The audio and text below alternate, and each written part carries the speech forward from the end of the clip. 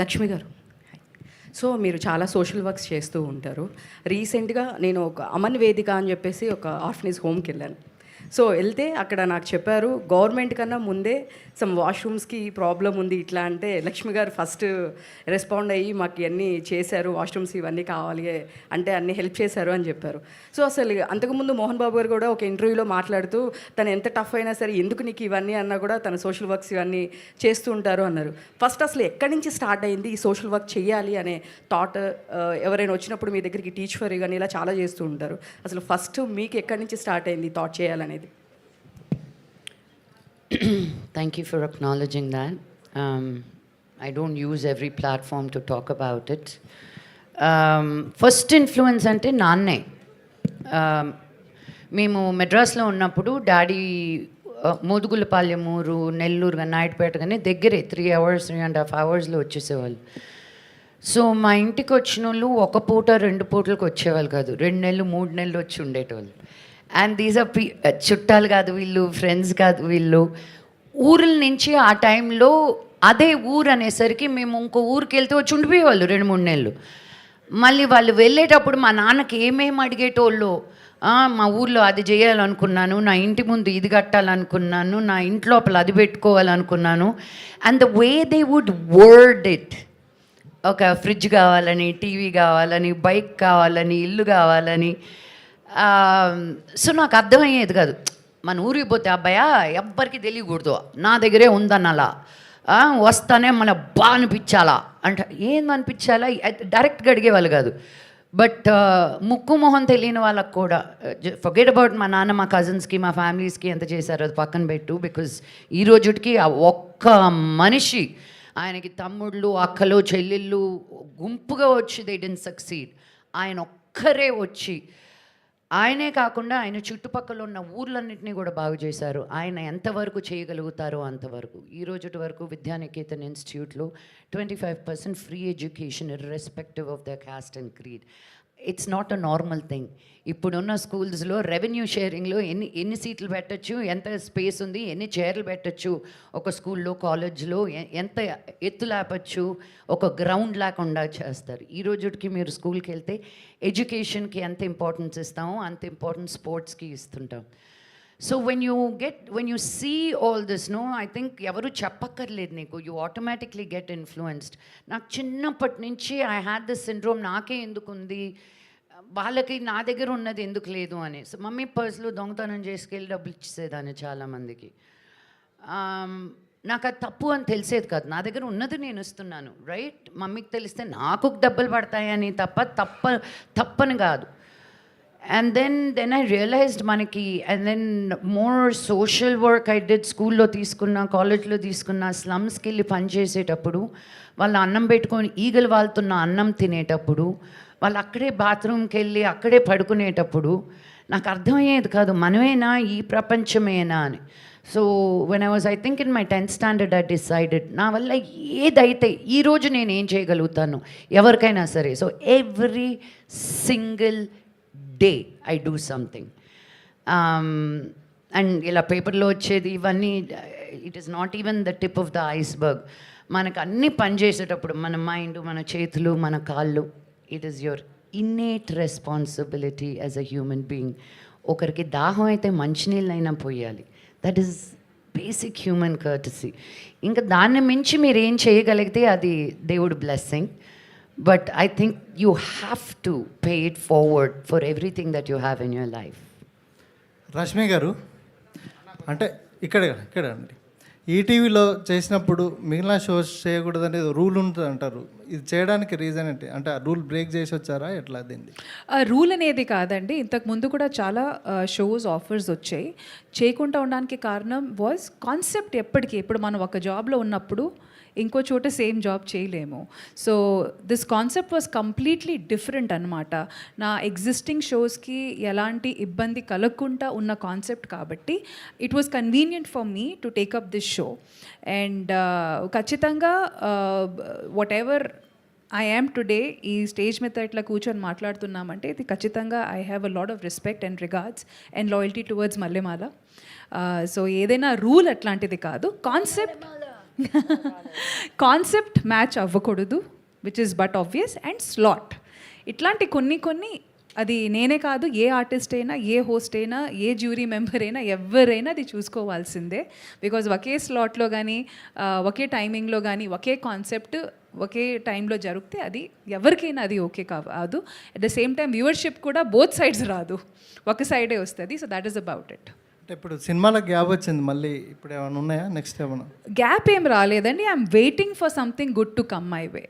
సుధీర్ మీరు కాంబినేషన్లో ఒక సినిమా వస్తుందని ఆ మధ్యాహ్న వార్తలు వచ్చాయి. సుధీర్ కూడా చెప్పారు. ఆ వార్తలు మీరే వేశారు కాబట్టి మీకే తెలియాలి. సుధీర్ కూడా చెప్పాడు ఒక ఇంటర్వ్యూలో, మీ కాంబినేషన్లో ఒక సినిమా రాబోతుందని. లేదండి, అలాంటిది ఏమీ లేదు. ఓకే అండి, all the best. Yeah, hi, Lakshmi Garu and Rashmi, hi. So, two energetic, high energy persons, both of you on location. So, what was behind the scene conversations? ఎలా ఎంజాయ్ చేశారు సెట్లో? Energy గురించి మాట్లాడుతున్నారు కాబట్టి madam the first, నేను second. అయ్యో, నేను ఎప్పుడు ఇలా no. Oh my god, I was just judge ఈ షోలో, I was not hosting it. ఈ పిల్ల ఈ హీల్స్ వేసుకొని 12 గంటలు ఎలా నిలబడుతుందో, నా కాళ్ళు కూర్చొని నొప్పేసాయి నాకు తిని చూస్తూ. But really Rashmi so committed. See, when you're a producer and when you're producing TV shows, films, especially you figure out if this is an artist who కొన్ని సెన్సిబిలిటీ సెన్సెస్ తెలిసిపోతుంటాయి. But Rashmi is a thorough professional. She gets work done on time. Her attitude is on point, and I was very inspired by her, truly. So energy only on screen. Mammalni veelle pettina torture ki we were only complaining after off screen. No, I think with the influencers, we were enjoying every single. They day. were It was enjoying not- for sure. But thank It was you not so looking much, like a Lakshmi shooting ma'am. spot only. It was so awesome. You know, so much of new content brewing every day. You know, off camera and on camera, like, you know, there was so much of fun. Yes, you guys were having the fun off camera. We were always in front of the camera throughout. But thank you so much, Lakshmi ma'am, for those beautiful words. Thank you so much. My question to Rashmi, ఎప్పుడైనా చూస్తే you have done lot of shows, from comedy to dance shows and lot of shows. What is that USP? ఈ show ఎందుకు select చేశారు? Okay, so I'll be extremely honest about it. Regardless of it being one of its kind, where creators and influencers have been brought together on one platform, it is mostly for the audience. Audience కొత్తతనం కోరుకుంటున్నారు. మళ్ళీ అది ఎవ్వరు అదే చూడలేరు. So literally every concept that is being brought in front of the camera, be it on screen, like I mean silver screen or television or OTT, whatever, it is purely to engage the audience, to ensure that they enjoy. And especially, I keep saying this again and again, after 2020, things have drastically changed. There's been a huge changeover. అసలు మనం scroll చేసేటప్పుడు కూడా అసలు ఏం చూడాలి అని decide చేసేటప్పటికే అలసిపోయి ఇంకా వద్దు అని అనుకొని పడుకొని పోతున్నాము, or we are shifting to something else. So అలాంటిది it's extremely important to engage the audience. And a concept like this where already these influencers and creators already జనాలకి తెలుసు. అండ్ మోస్ట్ ఆఫ్ దెమ్ మీరు చూస్తే they come from the interiors. A lot of them, they're not like all of them మరీ హైదరాబాద్ నుంచి కాదు, ఎక్కడో small cities నుంచి కానీ ఊరల్లో నుంచి they have move their base here and they really struggling.